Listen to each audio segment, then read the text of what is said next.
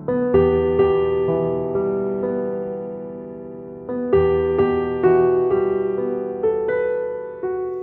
saudara, kita berjumpa lagi hari ini dengan kasih setia Tuhan. Nah saudara, saya percaya bahwa hidup kita adalah hidup yang disertai Tuhan. Apalagi kita sadar ada Roh Kudus yang beserta dengan kita selama-lamanya. Nah saudara, seringkali kita harus menghadapi hal-hal yang tidak kita inginkan, atau hal-hal yang kita rindukan itu gak terjadi. Tapi sebenarnya Tuhan ingin mengajarkan kepada kita sesuatu yang besar. Ketika saudara dan saya mengasihi Tuhan, ingatlah bahwa ketika kita menghadapi jalan yang buntu, satu hal lagi kok pintu rasanya tertutup. Kadang-kadang itu hampir membuat kita putus asa. Kita berpikir tidak ada lagi pintu yang terbuka atau jalan yang terbuka.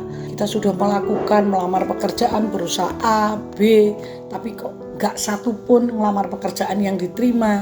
Bahkan kita sudah melakukan usaha sekuat tenaga kita supaya penyakit kita itu disembuhkan.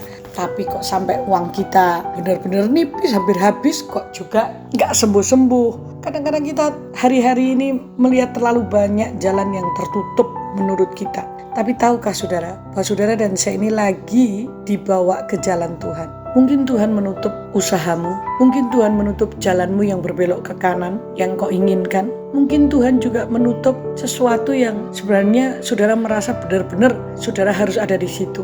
Ketika jalan itu tertutup padahal kita mengasihi Tuhan, tahukah saudara bahwa Tuhan tahu lebih dulu bahwa jalan yang sudah ditutupnya itu atau diizinkan tertutup itu adalah berbahaya bagi saudara dan saya. Karena ketika Tuhan menutup nggak ada yang bisa buka. Ketika Tuhan buka nggak ada yang bisa menutup. Nah itulah sebabnya jangan terlalu lama menyesali pintu atau jalan yang tertutup itu. Karena kita harus bersyukur. Karena Tuhan pasti tahu kenapa kok sampai aku gagal, kenapa kok sampai ini gak bisa, padahal aku udah berusaha sekuat tenaga, padahal aku mengasihi Tuhan. Tuhan seringkali menutup pintu-pintu yang salah, jalan-jalan yang menyesatkan itu ditutup sama Tuhan. Tapi percayalah bahwa Tuhan sudah menyiapkan sesuatu bagi kita yang gak terduga. Ya, kita tidak bisa menilai dengan apa yang tampak, terus kita kemudian kecewa.